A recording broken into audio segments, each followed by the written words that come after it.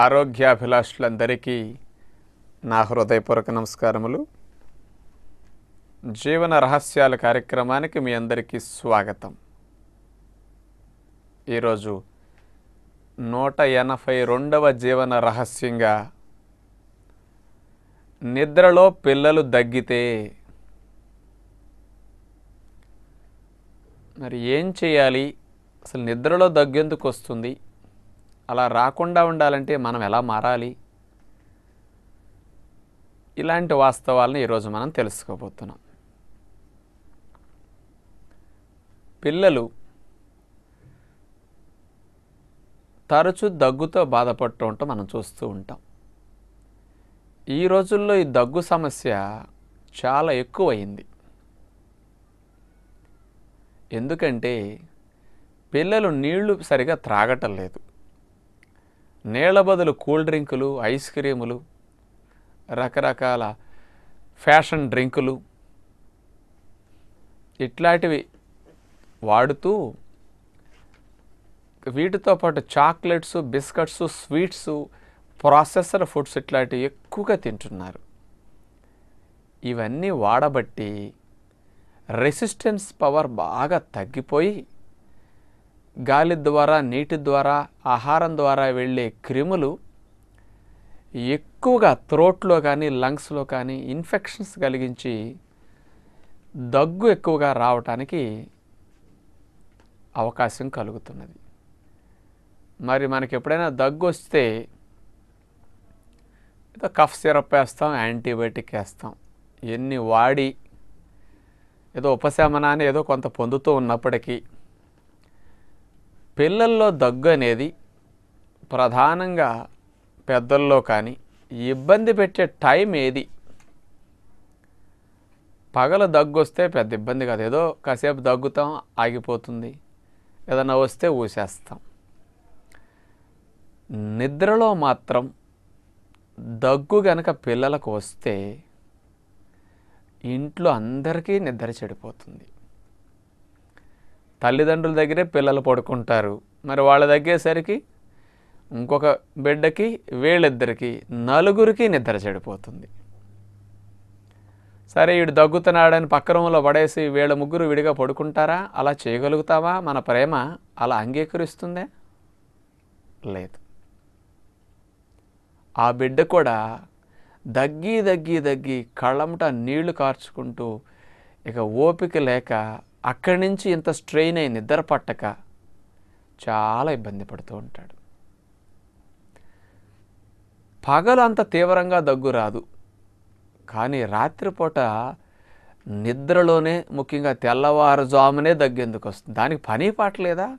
ఎక్కడ ఖాళీ దొరకనట్టు చూసి 2ంటికి, 3ంటికి, 4ంటికి, 1 గంటకి ఇట్లా టైంలో లేపి దగ్గిస్తుంది. అందరూ ఈ పాడు దగ్గు చంపుతున్నదండి అంటుంటారు. మరి మీ అందరికీ తెలుసా? ఎప్పుడన్నా ఒక్కసారన్నా ఆలోచన చేశారు? అసలు పగలు దగ్గు అంత తీవ్రంగా రాకుండా రాత్రిపూట ఎందుకు వస్తున్నది?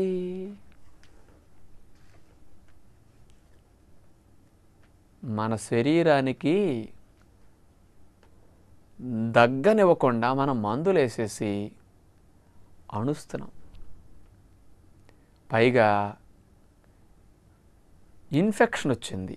ఆ ఇన్ఫెక్షన్ తగ్గించడానికి శరీరం నాకు రెస్ట్ కావాలని అడుగుతుంది. రెస్ట్ ఇవ్వకుండా దగ్గు వచ్చే సమస్యల్లో ఉన్నప్పుడు కూడా 4 ట్రిప్పులు తినేస్తాం. ప్రొద్దుని, మధ్యాహ్నం, సాయంకాలం, మళ్ళా రాత్రికి. మన శరీరములో ఉన్న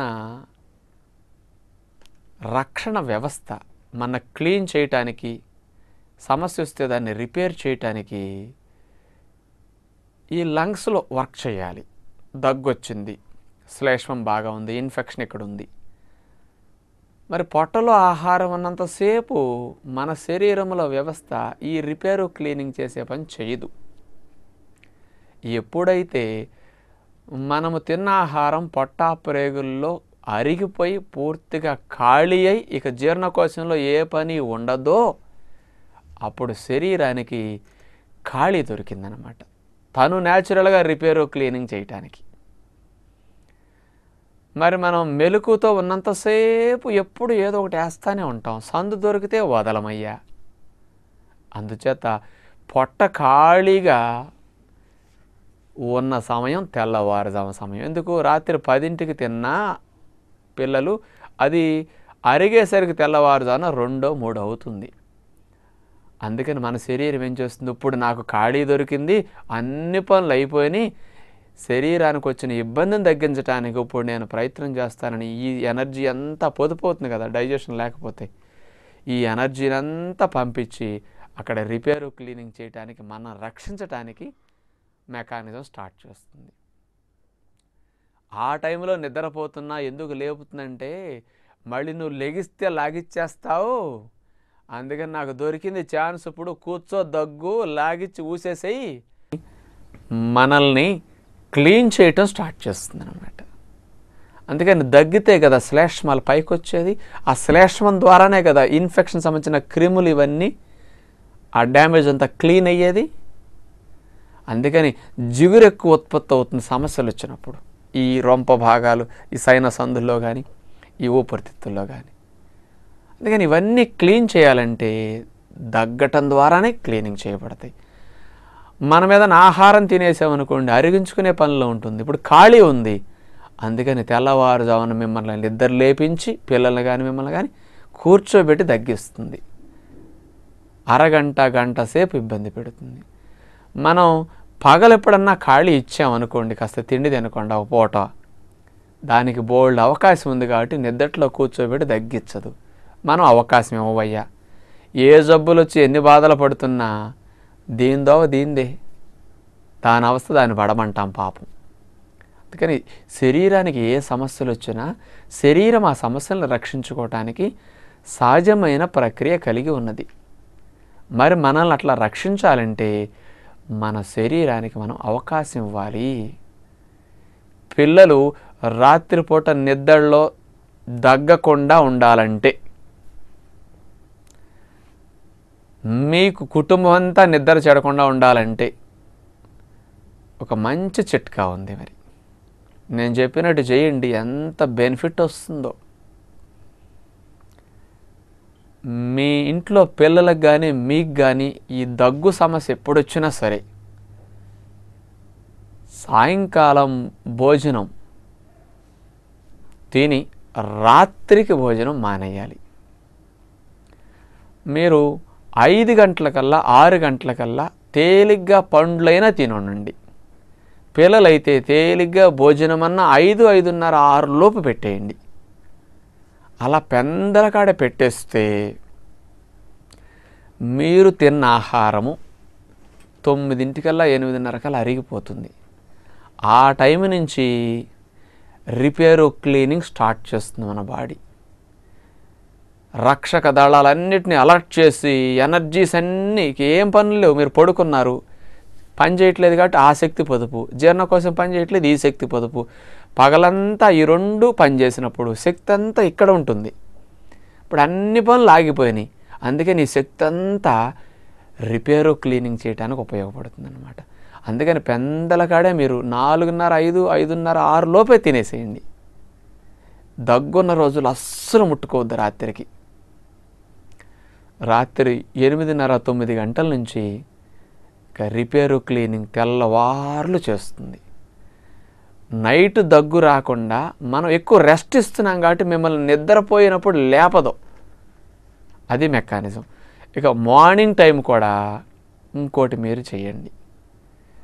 ఉదయం టిఫిన్లు పెట్టడం, పాలు ఇవ్వటం చేయకండి.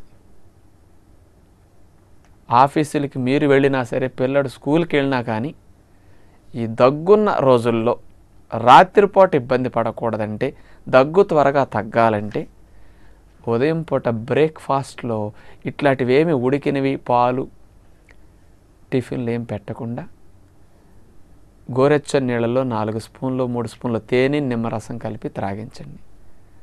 ఒక గంట పోయాక మంచినీళ్ళు త్రాగమనండి. మళ్ళీ స్కూల్కి వెళ్ళేటప్పుడు 9, 10ంటికి ఒకసారి తేనె నీళ్ళు కలిపి ఇచ్చేసేయండి.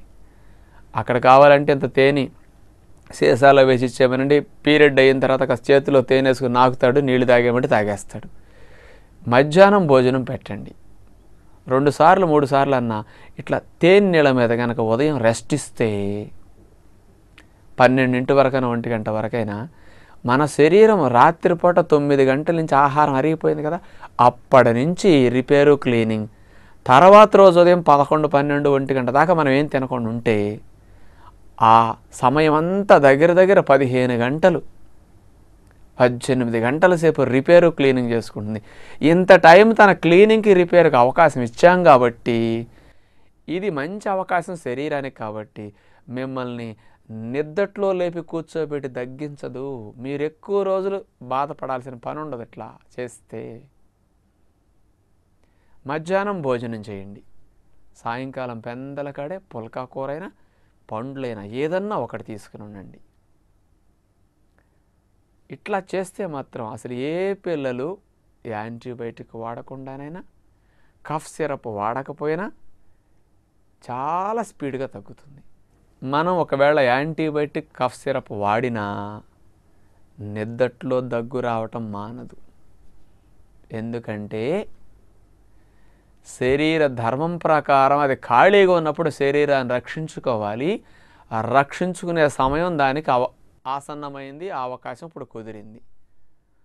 ఆ టైం మనం ఇంకా ఉదయం బాగా ఇచ్చామనుకోండి, అక్కడ అవసరం ఉండదు, చక్కగా పడుకొనిస్తుంది అనమాట. మనకి ఇట్లాంటి చిన్న చిన్న విషయాలు కొన్ని తెలిస్తే ఇలాంటి సమస్యలు వచ్చినప్పుడు ఎంత హ్యాపీగా మనకు అనిపిస్తుందో. అసలు బాధ ఉండదు, అట్లా ఇబ్బంది పెట్టే విధంగా దగ్గు రాదు. మరి మన శరీరానికి సహకరిస్తే చాలు ఇట్లాంటి సమస్య వచ్చినప్పుడు, అది మనల్ని రక్షిస్తుంది న్యాచురల్గా. మరి ఇలాంటి విషయాలు మనం తెలుసుకుంటే బాగుంటుంది. మరి మీ అందరూ పెద్దలుగా మీకు దగ్గు వచ్చినా, పిల్లలకి ఎప్పుడైనా వచ్చినా బాధ లేకుండా సమస్య తగ్గటానికి ఇలాంటి చక్కటి నియమాన్ని ఆచరిస్తారని కోరుకుంటూ, తదుపరి 183వ జీవన రహస్యంగా బాగా నమిలితే ఎన్ని లాభాలు ఉంటాయో మనం తెలుసుకోబోతున్నాం. అందరికీ సెలవు. నమస్కారం.